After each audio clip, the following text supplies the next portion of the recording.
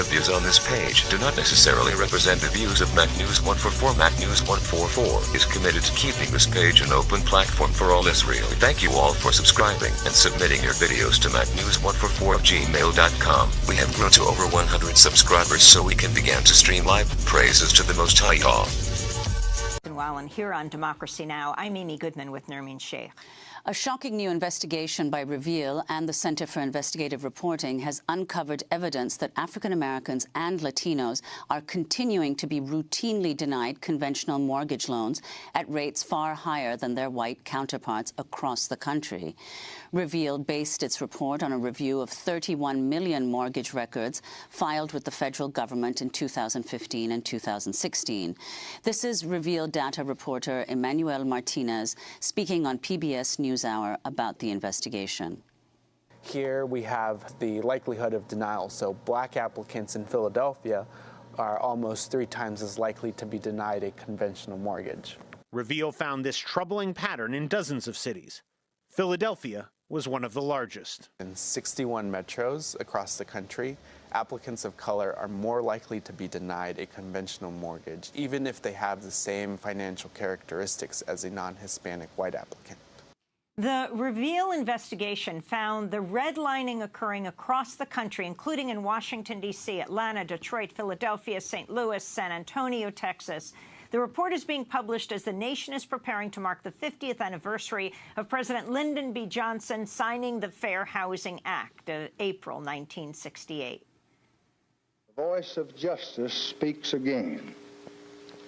It proclaims that fair housing for all human beings who live in this country is now a part of the American way of life. We're joined now by 2 guests. Aaron Glantz, senior reporter at Reveal from the Center for Investigative Reporting. His new investigation headline, Kept Out: How Banks Block People of Color from Home Ownership. And we're joined by Rochelle Farul, a 33-year-old African-American woman who was rejected twice by lenders when she tried to buy a brick row house in Philadelphia, where Reveal found African-Americans were 2.7 times as likely as whites to be denied a conventional mortgage. She was only able to buy a home when her half-white partner, Hanako Franz, signed on. At the time, Hanako was nearly unemployed and working part-time at a grocery store. Aaron and Rochelle, we welcome you both to Democracy Now! Aaron, let's begin with you in San Francisco. First of all, explain what redlining is and then how African Americans and Latinos are kept out, why this is such a critical story today. Well, Amy, 80 years ago, the federal government drew lines on maps. Well, we seem to have lost Aaron for a moment in a little satellite glitch. So why don't we go right off to Ta-Nehisi Coates. He talked about the legacy of redlining during an appearance on Democracy Now! A few years ago, the significance of what this means for the Black and the Latino community. There's no way to understand housing as it exists today without federal policy. Black people, as was the thinking at the time, could not be responsible homeowners. The FHA literally drew up the redlining map and then basically distributed, the Homeowners Loan Corporation actually did it, and then distributed to banks who used that as policy to determine how they would lend and who they would lend to. The racism in the system was pervasive and total. And the fact that African Americans have been cut out of it is not shocking if you understand what the country was in the 1930s and the 1940s. And this redounds throughout generations. As we know, homes are how people in America build wealth largely. And if you cut black people out of that opportunity, a lot is explained about what the African American community looks like today. So that was Ta-Nehisi Coates. Rochelle Farul, tell us your story. You managed $1 million grant in your job at the University of Pennsylvania, or contractor with Rutgers Universities. 2 lenders turned you down when you tried to buy a home? Yes, and thank you so much for having me. I started my home ownership journey in 2016, soon after I moved to Philadelphia from Brooklyn, where I was born and raised. And I wanted to own property, like my mom, like many of her siblings and their parents. And from the beginning, it was just so difficult for me to make this happen. And it's not to say that I'm at all surprised. As an organizer, as someone who is very well-read and well-versed in all of the ways that Black people in America have been disenfranchised routinely over the years, I was more hurt than surprised. And it really wasn't until my partner, Hanako, who identifies as Asian, not half white, stepped in and offered to be my co-borrower that it was pretty much smooth sailing, to the extent that our application was approved, but as soon as she came on, I was largely ignored. And really all that mattered was my money. That is, unfortunately, not the experience of a large number of Black people who try to buy homes in America.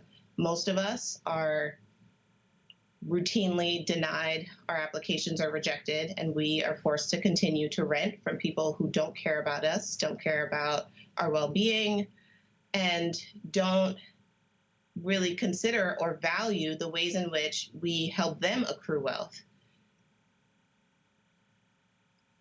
And Rochelle, could you talk about how it is? I mean, you tried on 2 different occasions to get a loan. How did the loan officers treat you, and how did they treat your partner? Sure. So in 2016, when I started this process by myself, I had all of the paperwork. I had my tax returns, which I do every year. At that time, I was freelancing and was told that I needed to have more steady income because so much of my income at the time is undocumented. And to the extent that I was being paid in cash, or I wasn't being paid regularly. And they told me that I needed to have a full-time job. I then asked if it was possible for me to have a cosigner, and they said yes. I asked my mom. She said yes right away because this has been just as much a dream for her as it has been for me. And we were rejected right away. And Angela Kaloy from FHA told us that the reason why my mom couldn't be a cosigner was because she had too much student loan debt from her PhD, from my bachelor's, and also from my brother's. My mom has been incredible in helping me stay afloat, my brother and I stay afloat over the years. And it was really hurtful. At that time, I was mostly hurt for her because she wanted to be able to support her child in this, really impactful and powerful way, and was told that she couldn't. And so I left it at that. And got a full-time job here at Penn, where I still work managing a large grant. And about a year later, I started the process again with the Penn Homeownership Services forgivable loan that's offered to Penn employees. And again, I experienced a lot of difficulty, this time with Santander Bank.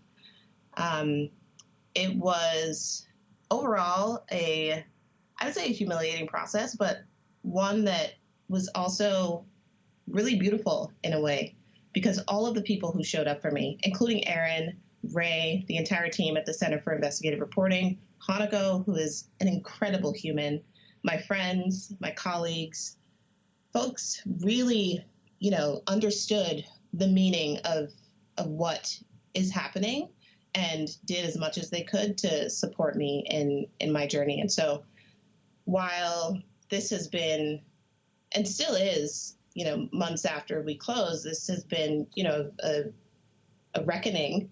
Again, So you I'm only really got it when Hanako Hanako signed on with you? I'm sorry? You only got it when Hanako signed on with you? Yes, and it's kind of ridiculous. I mean, it's something that we still laugh about. So Hanako's co-borrower application was approved at a time when her credit score was in the 700s, and that is what mattered most. For whatever reason, what didn't matter at all was the fact that Hanako was working part-time at a grocery store. Her most recent pay stub was like $115. I was helping her pay her health insurance because, she had such little cash. Well, listen, before we get to the end of the show, we wanted to bring Aaron Glantz in, although I think we just have you on the telephone, not in a studio, Aaron, because of the satellite glitch.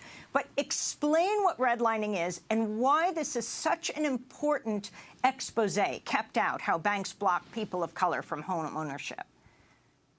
Well, I mean, as you said earlier, President Lyndon Johnson signed the Fair Housing Act in 1968, and that was supposed to make mortgage discrimination illegal.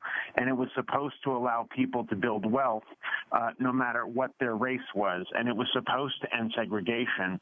And what we found in our investigation 50 years later is that in dozens of cities across the country, people of color are still being turned away from the opportunity to live the American dream. And further, we found that the government is completely dropping the ball on its enforcement of these laws. We found that the Obama administration had sued only a handful of banks for violating the Fair Housing Act.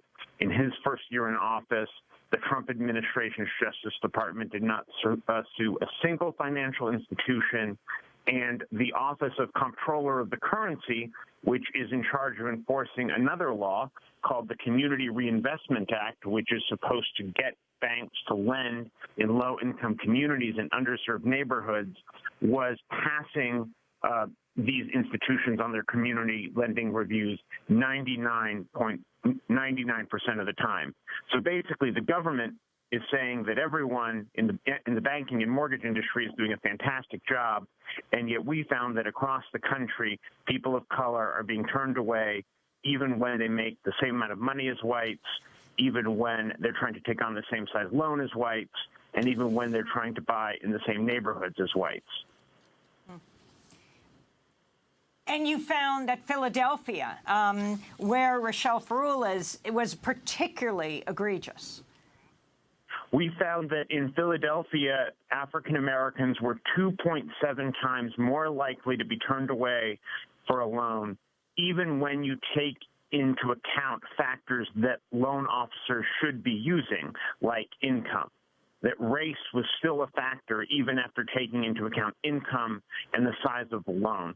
But as you mentioned, Philadelphia is not the only city. We found this problem in Atlanta. We found it in Washington, D.C., we found it in San Antonio, Texas, and Detroit, Michigan, and Santa Fe, New Mexico, and Tacoma, Washington, all over the country, 61 metropolitan areas. We're going to have to leave it there, Aaron, but we will link to your piece kept out. And thanks so much to Rochelle Ferrul. I'm Amy Goodman with Nermeen Sheikh.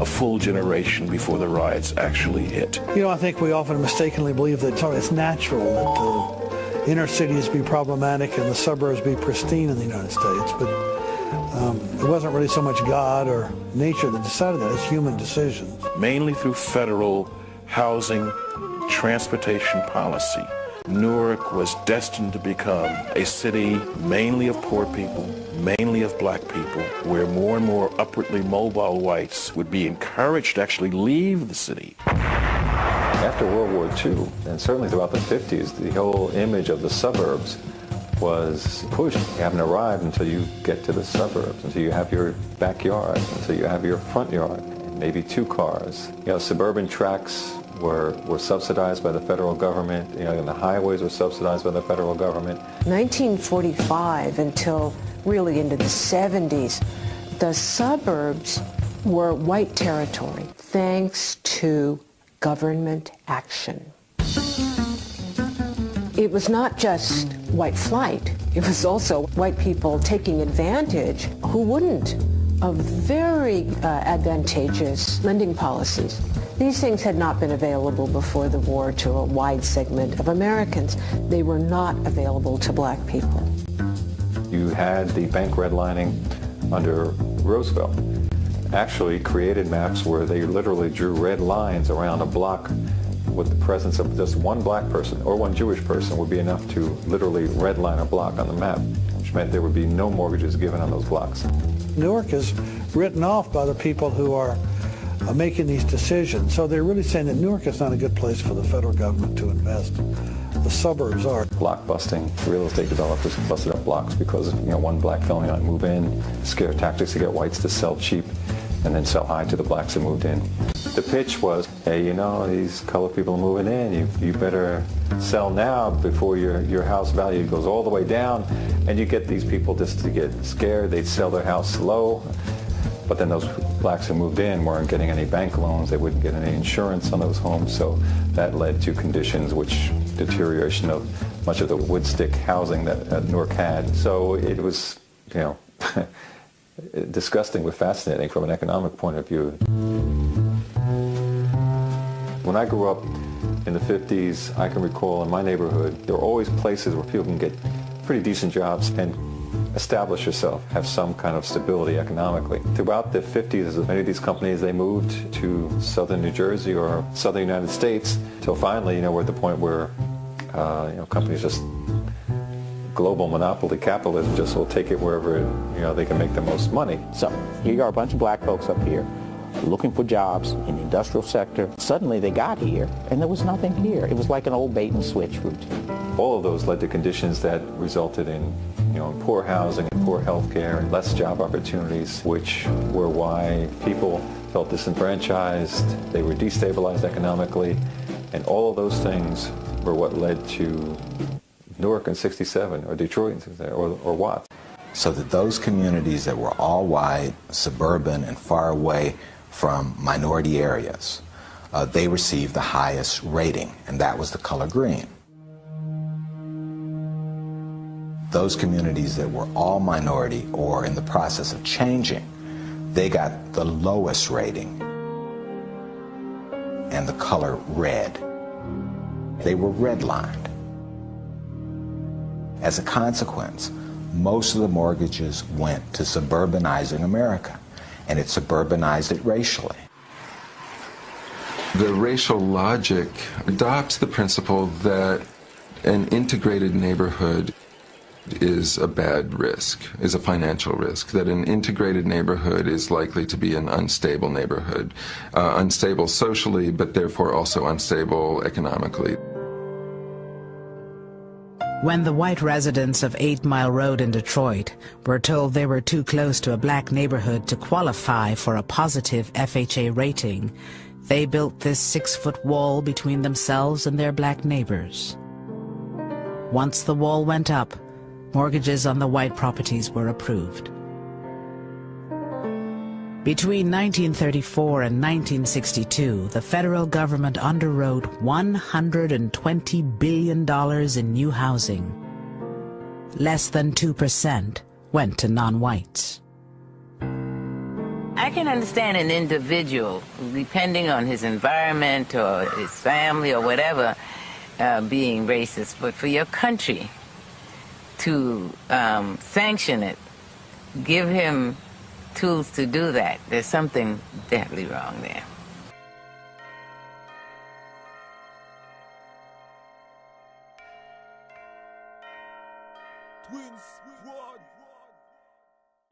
It's the Mac, it's the Mac, it's the Mac, it's the Mac, it's the Mac.